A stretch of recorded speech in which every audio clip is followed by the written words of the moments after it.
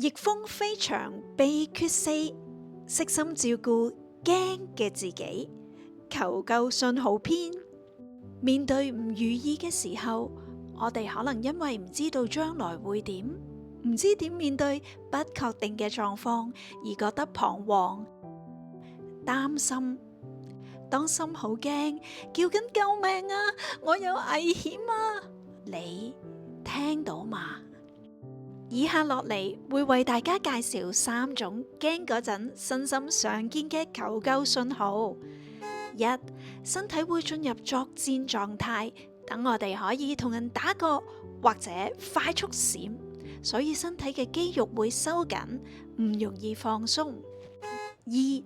個腦可能會不停諗，有咩情況可能會發生，點面對？例如，如果咁點算啊？萬一點，應該點做啊？如果自己答唔到呢啲問題，佢哋就會喺我哋腦海裏邊重複又重複咁出現，令我哋心都煩晒。3. 呼吸會變快咗，因為我哋想俾多啲氧氣身體，等佢哋可以有氣有力同人打過，或者快啲閃，亦俾多啲氧氣個腦去諗應變方法。